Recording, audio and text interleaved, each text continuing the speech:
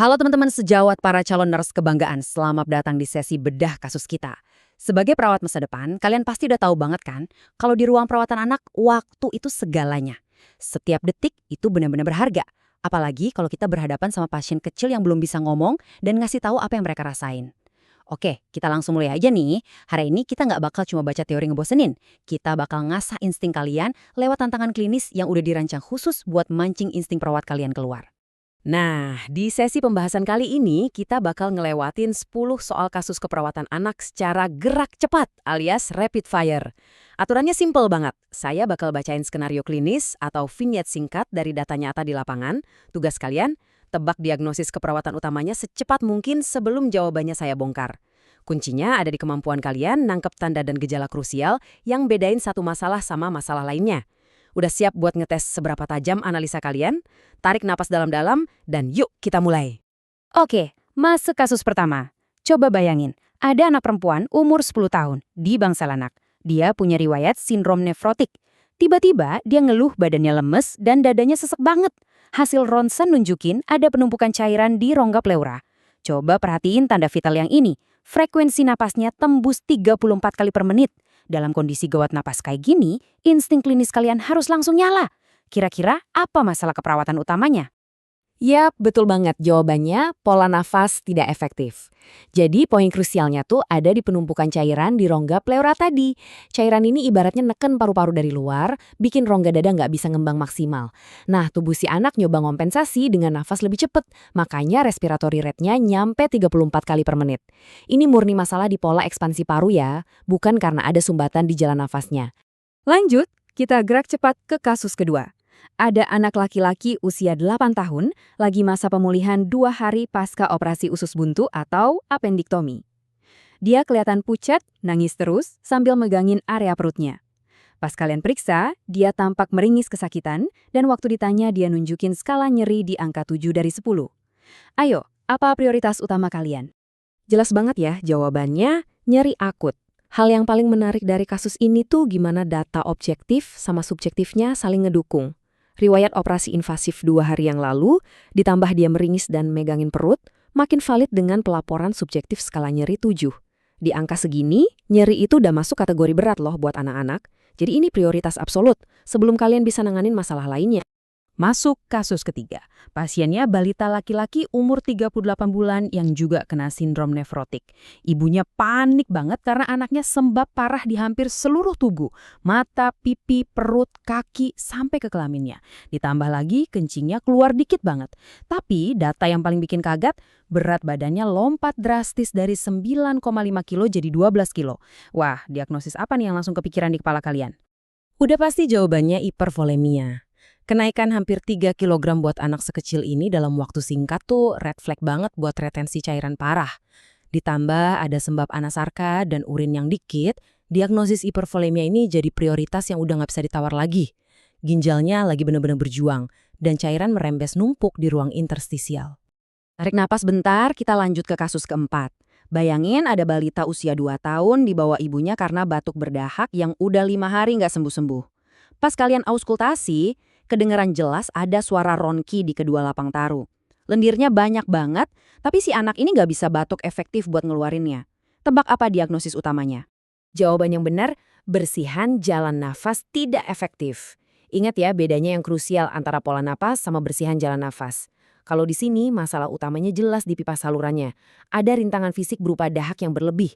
Suara ronki dan ketidakmampuan si anak buat batuk efektif itu jadi bukti langsung kalau ada sumbatan di jalan nafasnya. Lanjut ke kasus kelima. Anak perempuan usia 8 tahun datang dengan keluhan sakit kepala yang super hebat. Dia bilangnya sakitnya kayak ditusuk-tusuk. Pas dikaji, ternyata ada kaku tengkuk, dia juga mual dan sensitif banget sama cahaya. Skala nyerinya ada di angka 6. Memang sih kelihatan ada tanda-tanda neurologis, tapi apa masalah keperawatan utama yang harus buru-buru kita atasin di sini? Yap, balik lagi ke nyeri akut. Walaupun gejala kayak kaku tengkuk sama fotofobia tadi nunjukin indikasi iritasi meningial, tapi respons prioritas kita sebagai perawat saat ini adalah ngatasin ketidaknyamanan ekstrim yang dirasain si anak. Sakit kepala kayak ditusuk dengan skala 6 ini benar-benar butuh intervensi manajemen nyeri secepatnya. Wah, mantep banget. Kita udah pas ada di pertengahan jalan nih. 5 soal beres, sisa 5 lagi. Sejauh ini kalian udah ngebuktiin jago banget ngebedain gangguan napas sama nentuin prioritas nyeri. Yuk, kita jaga energinya tetap on. Kita lihat apa insting kalian masih setajam ini di paruh kedua tantangan kita. Masuk kasus ke-6 ya. Ada bayi perempuan mungil umur 5 bulan lagi dirawat. Pas kalian observasi, perutnya kelihatan membesar. Tapi yang paling bikin deg-degan itu cara napasnya. Kelihatan ada pernapasan cuping hidung, terus dia juga kelihatan jelas pakai otot-otot bantu pernapasan dengan frekuensi napas 32 kali per menit. Coba tebak diagnosisnya apa? Benar banget, pola napas tidak efektif. Kasus ini tuh ngasih lihat secara brilian gimana sih mekanisme kompensasi pada bayi. Bayi itu kan secara alami nafasnya pakai perut atau diafragma. Jadi pas mereka mulai pakai pernapasan cuping hidung sama otot bantu nafas di dada atau leher, itu tandanya usaha nafas mereka udah nggak efektif lagi dan mereka mulai kelelahan. Kasus ke-7. Sekarang kita geser fokus kita ke masalah cairan. Ada ibu yang datang gelisah banget bawa bayinya yang umur 15 bulan. Bayi ini udah diare sampai 10 kali hari ini, ditambah muntah-muntah juga. Pas kalian lakuin pemeriksaan fisik, kerasa tuh ubun-ubunnya cekung, kulitnya kering banget, dan matanya juga kelihatan cowong atau cekung. Apa diagnosis keperawatan yang paling kritis di sini? Nggak ada keraguan lagi. Jawabannya hipovolemia atau kekurangan volume cairan. Kenapa ini gawat banget? Karena kehilangannya dari 2 arah, muntah dan diare nyampe 10 kali. Ini langsung bikin defisit cairan masif. Tanda fisik kayak ubun-ubun yang cekung pada bayi, itu indikator dehidrasi berat yang bisa ngancam nyawa loh kalau nggak gercep ditangani. Yuk, kita naikin dikit level kesulitannya dengan skenario pediatrik neurologis di kasus ke-8. Ada balita perempuan 18 bulan, dibawa dengan kondisi kesadaran menurun dan kelihatan gelisah banget. Suhunya 38,2 derajat Celcius, dan dia sempat muntah. Pas diperiksa, ubun-ubunnya keraba membonjol keras dan tanda kaku kuduknya positif. Apa diagnosis utamanya coba? Jawabannya, penurunan kapasitas adaptif intrakranial. Poin kuncinya tuh ada di ubun-ubun yang membonjol tadi. Pada balita, ubun-ubun atau fontanel yang membonjol dan tegang, apalagi ditambah kaku kuduk sama muntah yang biasanya nyemprot atau proyektil, itu adalah tanda bahaya klasik buat peningkatan tekanan di dalam otak, kayak di kasus meningitis. Lanjut ke kasus ke-9, kita mampir bentar ke ruang neonatus ya. Ada bayi perempuan yang baru aja lahir 2 hari lalu. Ibunya panik karena pas lagi nyusu, si bayi sering banget tiba-tiba berhenti napas sesaat. Bibirnya sampai kelihatan pucet pasi. Pas kalian dengerin pakai stetoskop, ada bising atau murmur jantung. Frekuensi napasnya 34 kali per menit. Apa diagnosis keperawatan utamanya?